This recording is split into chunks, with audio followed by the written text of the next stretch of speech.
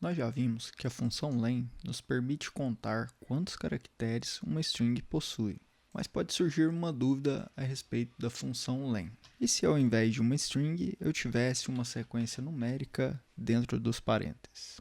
Nós podemos imaginar que os caracteres seriam contados assim como para as strings, certo? Mas não é isso que ocorre. Ao executar o código, vemos que nos é retornado um erro que diz que o tipo int não possui um tamanho. Mas por que esse erro ocorreu? Bem, para responder essa pergunta, temos que, antes de mais nada, entender os tipos de dados. E é exatamente isso que faremos agora. Veremos sobre os principais tipos de dados utilizados, que são string, integer, float e boolean. O tipo string já é um pouco familiar para nós. Quando utilizamos nas aulas anteriores a palavra olá, entre aspas, estávamos definindo uma string.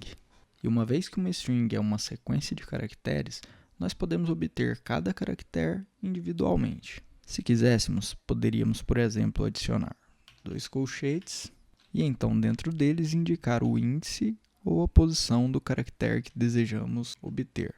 Agora, se adicionarmos todo esse código dentro de uma função print, veja o que acontece. A primeira letra de nossa string foi exibida no console. E é importante lembrar que ao trabalhar com programação, que é um cenário que utiliza números binários, a contagem sempre se iniciará da posição 0.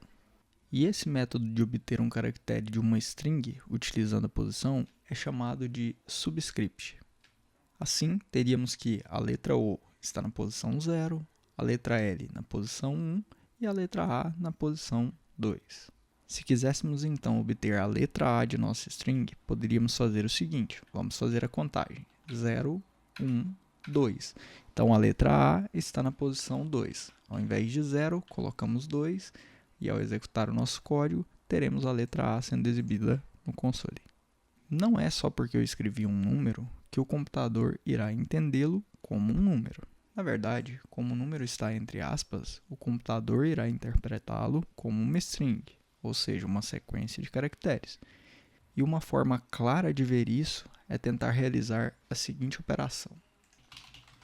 Aqui definimos o print e duas sequências numéricas entre aspas. O que você acha que vai acontecer? Os números serão somados ou eles serão concatenados? Vamos executar? Isso mesmo. Como eles foram definidos como string, utilizando as aspas, os números serão, na verdade, concatenados e não será realizada nenhuma operação matemática. E é por isso que vimos a sequência sendo impressa. 1, 2, 3, 3, 4, 5. Mas como eu posso fazer então para que ao invés de concatenar os números, eu consiga de fato realizar uma operação matemática? Bem, é simples. Temos que utilizar um tipo de dado numérico para declarar os números. E quando queremos trabalhar com dados do tipo numérico, um dos tipos mais comuns é o tipo inteiro, que também é conhecido como integer. O tipo inteiro é utilizado quando se deseja trabalhar com números que não possuem casas decimais. E para definir que um número seja do tipo inteiro, tudo que temos que fazer é apenas escrever o número sem a utilização de aspas ou outra coisa qualquer. Então agora, se digitarmos mais uma vez, print 1, 2, 3, mais 3, 4, 5, nós deveremos ter como resultado a soma dos dois números. Vamos comentar isso aqui e executar o nosso código.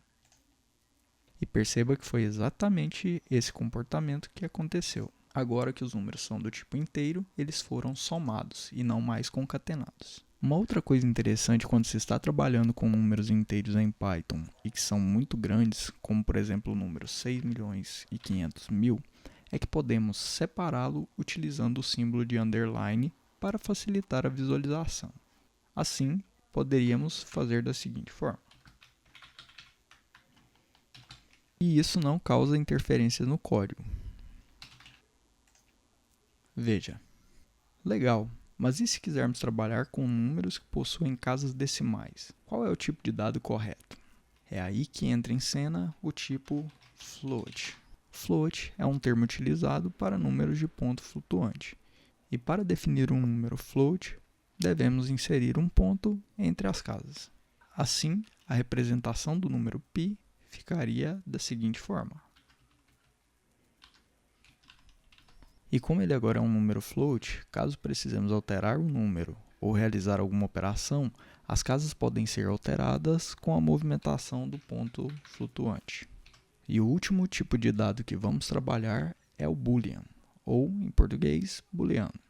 E esse tipo de dado é muito simples, pois ele pode ter apenas dois valores diferentes. Um dos valores é o true e o outro é o false. E perceba que as duas palavras começam com letras maiúsculas e também não possuem aspas. O tipo de dado booleano é muito utilizado em programação, principalmente para testar se algo é verdade ou não em uma condição. Por hoje é isso. Espero você na próxima aula.